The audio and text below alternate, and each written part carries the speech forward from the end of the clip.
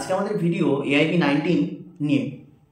তো AIB 19 2024-এ conduct করছে bar council of India. তোমরা অনেকেই এর নোটিফিকেশান পেয়ে গেছো। অলরেডি এর ডেট একবার এক্সটেন্ড হয়েছে। প্রথম ডেটটি ছিল এআইবি 19-এর এক্সামের 24 নভেম্বর 2024। তো এটা পোস্টপন করে এক্সটেন্ড করে এটা ডেটটা সিলেক্ট করেছে 22 ডিসেম্বর 2024। আচ্ছা, এবার অনেকে রেজিস্ট্রেশন করেই ফেলেছো, কারণ রেজিস্ট্রেশনের ডেট চলে গেছে। যারা রেজিস্ট্রেশন করনি আর রেজিস্ট্রেশন হবে না, আর অ্যাডমিট আসার ডেট রয়েছে 15 ডিসেম্বর। 15 ডিসেম্বর তোমরা অ্যাডমিট পেয়ে যাবে। আর 22 নভেম্বর অর্থাৎ কাল তোমরা লাস্ট রেজিস্ট্রেশনের কারেকশন করতে পারবে। তো আমি নিজে একজন এআইবি 19-এর অ্যাসপারেন্ট। তো তোমাদের সাথে আজকে আমার এই ভিডিও নিয়ে আসার কারণ হচ্ছে, আজকে তোমরাও অনেকে আমার মতো অ্যাসপারেন্টস রয়েছো, যাদের অনেক কিছুতে, অনেক ব্যাপারে এই এআইবি রিলেটেড অনেক কিছুতেই একটা ডাউট রয়েছে। সিলেবাস কি অনেকে জানো না, বা অনেকে জেনেছো। এবার কিভাবে পড়তে হবে, কিভাবে পড়লে ফার্স্ট অ্যাটেম্পটে এআইবি ক্র্যাক করা যাবে, এইরকম বিভিন্ন ব্যাপার তো রয়েছেই এআইবি রিলেটেড। কারণ এআইবি সকলেই প্রথমবারই দিচ্ছে, কেউই খুব ম্যাক্সিমাম যারা রয়েছে তারা এই বছরই দিচ্ছে।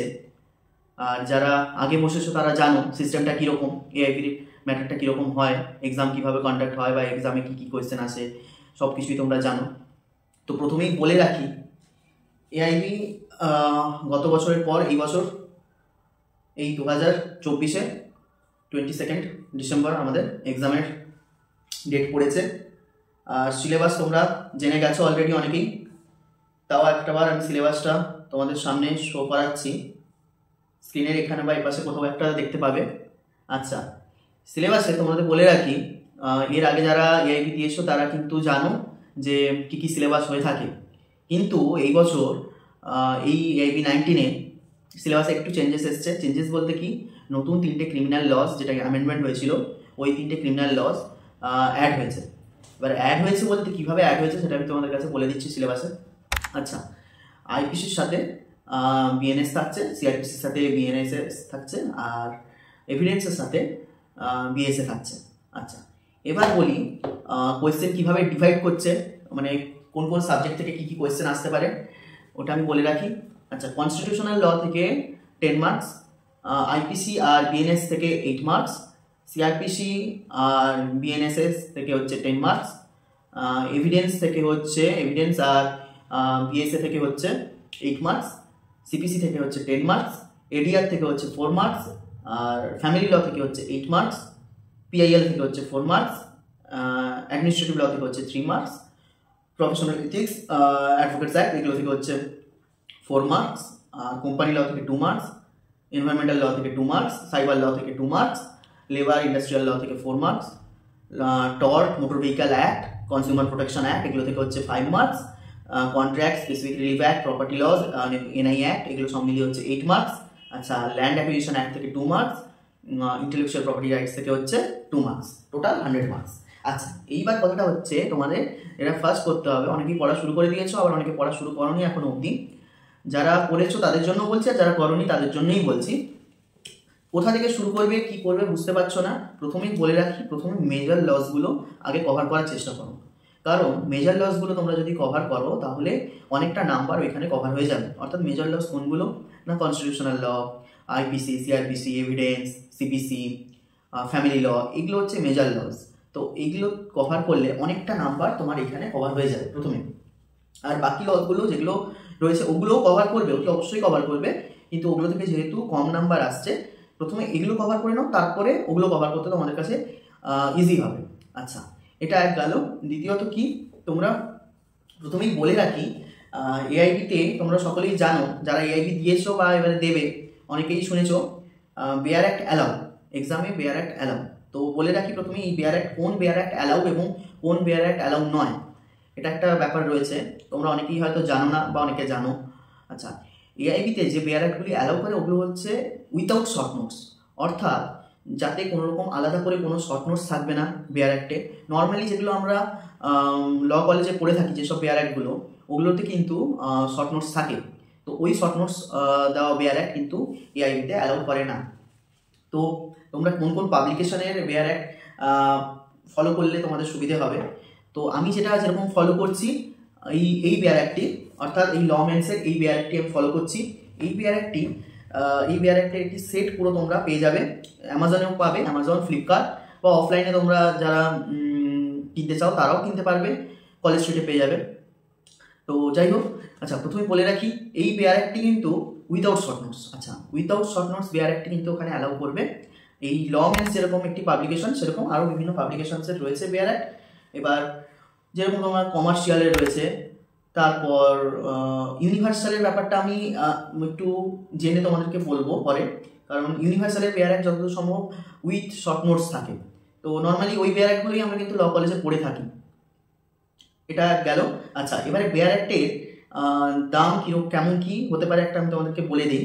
আমি যে বেয়ার অ্যাক্টটি ফলো করছি বললাম এই ল মেন্সের বেয়ার অ্যাক্ট, এই বেয়ার অ্যাক্টগুলি একসাথে একটি সেট পাওয়া যায় এআইবির জন্য, 25টা সেট, 25th একটি সেট পাওয়া যায়। তোমরা অ্যামাজনেও পেয়ে যাবে, ফ্লিপকার্টেও পেয়ে যাবে, অনলাইন অফলাইন দুটোই অ্যাভেলেবেল আছে।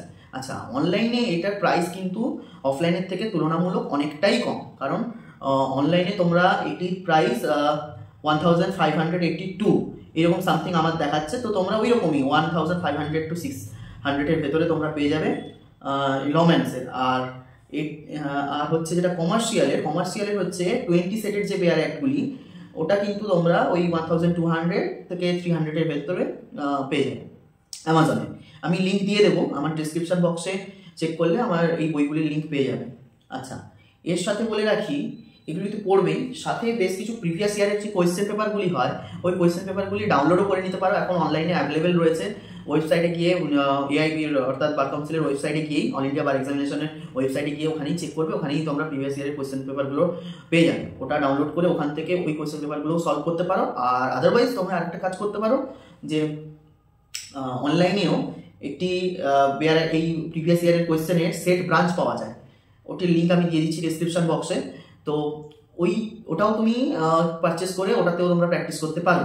আচ্ছা, সবার প্রথমে বলি, ওই প্র্যাকটিস করবার আগে, প্রিভিয়াস ইয়ারের কোয়েশ্চেন পেপারগুলি প্র্যাকটিস করবার আগে সবার প্রথম তোমরা কিন্তু অতি অবশ্যই সিলেবাস কভার করবে।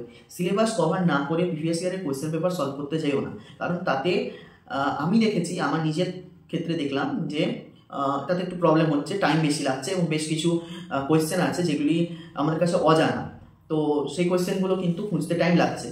তাই জন্য বলছি প্রথমে সিলেবাস কভার করো, বেয়ার অ্যাক্ট ঘেঁটে পড়ো। আচ্ছা, তোমরা কীভাবে পড়ছো আমি জানি না, বা যারা পড়া শুরু করোনি এখনও তারা কীভাবে পড়বে সেটা আমি একটু আইডিয়া দিচ্ছি। আমি যেভাবে পড়ছি ওটা শেয়ার করছি তোমাদের সাথে। দেখো, ইউটিউবে বেশ কিছু চ্যানেল রয়েছে, ভালো ভালো চ্যানেল রয়েছে। স্টাডি আইকিউ রয়েছে, স্টাডি আইকিউ জুডিশিয়ারি বলে একটি চ্যানেল আছে, তারপরে ওখানে নিশান্ত স্যার বলে একজন পড়ান।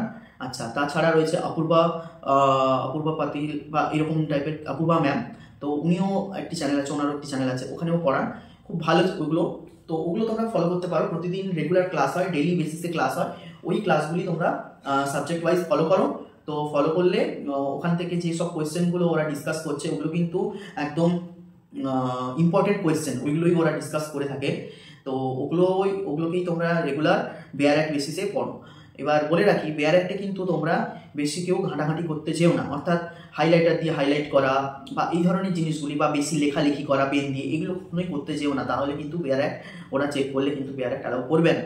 আচ্ছা, আর একটি জিনিস সেটি হচ্ছে কি না, বেয়ার অ্যাক্টে তোমরা মার্কিং করো, তবে পেন্সিল দিয়ে মার্কিং করবে, হালকা করে মার্কিং করবে, টুকটাক ছোটোখাটো জিনিসপত্রগুলো লিখতে পারো, তাতে কোনো প্রবলেম নেই, কিন্তু অতিরিক্ত বেয়ার অ্যাক্টে লেখালেখি করতে যাবে না।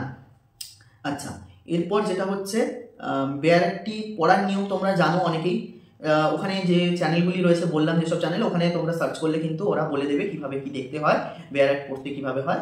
এবার যারা জানো না ওরা দেখে নিও।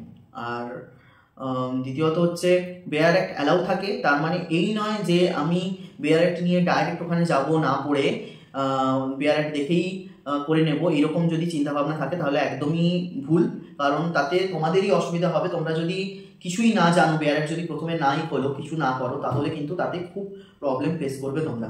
কারণ যে টাইম লিমিটটা থাকে 3 ঘন্টা টাইম লিমিট থাকে, ওই টাইম লিমিটের মধ্যে কোয়েশ্চেন পেপার সলভ করা, সাথে ওএমআর সিট ফিল আপ করা। তো ওএমআর সিট ফিল আপ করা নট সো ইজি। তো ওএমআর সিট ফিল আপ করতেই একটা 30 to 45 মিনিটস ওইখানে কভার হয়ে যায়। তো যাই হোক, তো যেটা বলার, আগে থেকে পড়াশুনো করো, কারণ আর বেশি দিন টাইম নেই। 30 ডেজ, অলমোস্ট 30 ডেজ আর বাকি, লাস্ট 30 ডেজ। এই 30 ডেজের প্রিপারেশনটা একদম যেন প্রপার প্রিপারেশন হয়। আমি নিজেও একজন এআইবি অ্যাসপিরেন্ট, তো আমি নিজে বেশ কিছু জিনিস প্রবলেম ফেস করেছি, তো করছিও। ওগুলো আমি সিনিয়রদের সাথে ডিসকাস করে ওগুলো থেকে বেরোচ্ছি। আর বেশ কিছু তো বললাম যেসব চ্যানেলগুলো আমি নিজে ফলো করি ওগুলোই তোমাদেরকে সাজেস্ট করছি। আর দ্বিতীয়ত হচ্ছে যেটা চ্যানেলগুলি ফলো করবার সময় আমি বলে রাখি, অতি অবশ্যই নোটিং করবে। তোমরা নোটবুকসে নোটিং করবে, যেসব কোয়েশ্চেনগুলো রয়েছে, কোয়েশ্চেনগুলো ডিসকাস করবে, সেগুলোকে অতি অবশ্যই নোটিং করবে। সাথে বেয়ার অ্যাক্ট তো ফলো করছো, বেয়ার অ্যাক্টে মার্ক করো, ওটা তো আছেই, সাথে নোটিংটা করবে। আর সাথে আমার যে চ্যানেলে দেখবে ডিসক্রিপশন বক্সে তোমাদেরকে এই বেয়ার অ্যাক্টের সাথে আরও যেসব প্রিভিয়াস ইয়ারের কোয়েশ্চেন পেপারের লিঙ্ক আমি দিয়ে দেবো। সাথে যে প্রিভিয়াস ইয়ারের কোয়েশ্চেন পেপারের যে একটা সেট পাওয়া যায় ব্রাঞ্চের, ওটারও আমার লিঙ্ক থাকছে চ্যানেলে। আর যে কোনো দরকারে আমাকে কমেন্ট করো, কমেন্ট করে জানিও যেটার ব্যাপারে তোমাদের ডাউট থাকবে। আমি কমেন্টে রিপ্লাই করে অতি অবশ্যই চেষ্টা করবো তোমাদের ডাউট ক্লিয়ার করে দেওয়ার। আর অল দ্য বেস্ট সবাইকে। নেক্সট 30 ডেজ খুব ভালো করে প্রিপারেশন নাও, যাতে এক চান্সে এই আইবিটা ক্লিয়ার করতে পারো। কারণ আমারই নিজের একটি ডাউট রয়েছে যে এক চান্সে হবে কিনা। তবে হ্যাঁ, এটা হয়ে যায়, এমন কোনো টাফ হয় না এআইবি। হ্যাঁ, গতবারে কেসটা একটু আনএক্সপেক্টেড এবং এক্সেপশন হয়ে গেছে, কারণ এআইবি 18 এর পেপার খুব যে হার্ড হয়েছিল তা নয়, কিন্তু বেশ কিছু ইনডাইরেক্ট কোয়েশ্চেন যেগুলো হয়ে থাকে, তো ওই রকম টাইপের কোয়েশ্চেন হওয়ার জন্য যারা প্রিপারেশন নেয়নি, একদম যারা প্রিপারেশন নেয়নি, তাদের পক্ষে একটু হার্ড হয়ে গেছিলো, ডিফিকাল্ট হয়েছিল। তো এই জন্যই বলছি, যেসব কোয়েশ্চেন তোমাদের এআই বেয়ার অ্যাক্ট রিলেটেড, অর্থাৎ বেয়ার অ্যাক্ট থেকেই একদম ডাইরেক্ট বেয়ার অ্যাক্ট থেকে যেসব কোয়েশ্চেন আসছে, ওগুলো সেকশন ওয়াইজ কোয়েশ্চেন, ওগুলো কিন্তু ইজিলি তোমরা করে ফেলবে। যেগুলো একটু ট্রিকি কোয়েশ্চেন হয় না, ওইগুলোতেই একটু ফাঁসতে হয়, ওইগুলোতে একটু টাইম যায় বেশি। তো ওগুলো যদি পড়া থাকে তাহলে তোমাদের কাছে খুব ইজিলি এটা হয়ে যাবে। আর দ্বিতীয়ত যেটা হচ্ছে, তোমাদের কিছু লিগ্যাল ম্যাগাজিনস যেগুলো চ্যানেলে তোমরা দেখতে পাবে, লিগ্যাল ম্যাগাজিনসগুলো কিন্তু মেমোরাইজ করতে হবে, কারণ লিগ্যাল ম্যাগাজিনস তোমরা বেয়ার অ্যাক্ট থেকে পাবে না। এক, আর সেকেন্ড হচ্ছে ল্যান্ডমার্ক জাজমেন্টস। বেশ কিছু ল্যান্ডমার্ক জাজমেন্টস আমি বলে রাখি, যেগুলো কনস্টিটিউশনাল লতে প্রচুর ল্যান্ডমার্ক জাজমেন্টস আছে, তো ওগুলো তোমাদেরকে একটু মেমোরাইজ করতে হবে। ল্যান্ডমার্ক জাজমেন্টস যদি মেমোরাইজ না করো তাহলে কিন্তু একটু প্রবলেম হবে। আর সাথে যেরকম দেখো ডাইরেক্ট কোয়েশ্চেন বলতে আমি বলে রাখি, অর্ডার, রুল, সেকশন, এখান থেকে যেসব কোয়েশ্চেনগুলো ডাইরেক্টলি কোয়েশ্চেন আসতে পারে, যেমন ধরো একটা কোয়েশ্চেন আমি বলি, 498A এই সেকশনে কি মেনশন করেছে, অর্থাৎ কি কোন জিনিসটা ডিফাইন করেছে, এইরকম কোয়েশ্চেনও আসতে পারে। বা এই জিনিসটা ডিফাইন করা আছে কোন সেকশনে, তো এইরকম কোয়েশ্চেন। প্লাস সিপিসি থেকেও এরকম অর্ডার রুলের কোয়েশ্চেন আসবে। তো এই ধরনেরগুলো তোমাদের কাছে ইজিলি তোমরা বেয়ার অ্যাক্ট থেকে সলভ করে নিতে পারবে। কিন্তু যেগুলো একটু ট্রিকি কোয়েশ্চেন হয়, যেমন ধরো কোনো টাইম লিমিট বা কোনো ইমপ্রিজনমেন্ট বা এত টাকা ফাইন, এই ধরনের যে কোয়েশ্চেনগুলো, তখন একটু তোমাদের যদি না জানা থাকে তাহলে কিন্তু বেয়ার অ্যাক্ট থেকে মানে বেয়ার অ্যাক্টের কন্টেন্ট ঘেঁটে তোমাদের সলভ করতে প্রবলেম হবে। তখন কিন্তু বেয়ার অ্যাক্টের নাড়াচাড়া করতে হবে, ঘাটতে তাতে টাইম লস। এই জন্যই আগে থেকে একটু যদি প্রিপারেশন নেওয়া থাকে তাতে সুবিধে হয়। এটা গেল, শেষ হলো। আচ্ছা, সাথে কি আরেকটি বলে রাখি, তোমাদের যেটা লাস্ট ডে দেখতে পাচ্ছি, অর্থাৎ আমাদের 15 ডিসেম্বর অ্যাডমিট কার্ড আসবে। তো আমি বলবো ওই 15 ডিসেম্বরের অ্যাডমিট কার্ড আসার পর থেকে কেন বলছি, এর আগে থেকেই ভালো হয়, কারণ আর তো 30 ডেজ বাকি আছে। তো সেক্ষেত্রে আমি বলবো ডিসেম্বরের 10 থেকে তোমরা প্রিভিয়াস ইয়ারের যে কোয়েশ্চেন পেপারগুলো আছে ওগুলোকে সলভ করা শুরু করে দাও। আর এই কটা দিনের ভেতরে তোমরা ভালো করে পড়ে সিলেবাসটাকে কভার করো। সিলেবাসটাকে কভার করার পরে তোমরা প্রিভিয়াস ইয়ারের কোয়েশ্চেনগুলোকে সলভ করো। আর যে কোনো ডাউট হলে আমার কমেন্ট বক্সে আমাকে কমেন্ট করো, আমি ডাউট ক্লিয়ার করে দেবো। আর ভিডিওটি ভালো লাগলে অতি অবশ্যই আমাকে জানিও, আর একটি লাইক দিও যারা নতুন দেখছো আমার চ্যানেল, এবং তারা আমার ভিডিও যারা নতুন দেখছো তারা আমার চ্যানেলটি অতি অবশ্যই সাবস্ক্রাইব করো। আর যারা প্রতিদিন আমার চ্যানেলটিকে ফলো করো তাদের কাছে কিছু বলার নেই, তারা ভিডিওটি ভালো লাগলে একটি লাইক দিও। দেখা হচ্ছে পরের ভিডিওতে।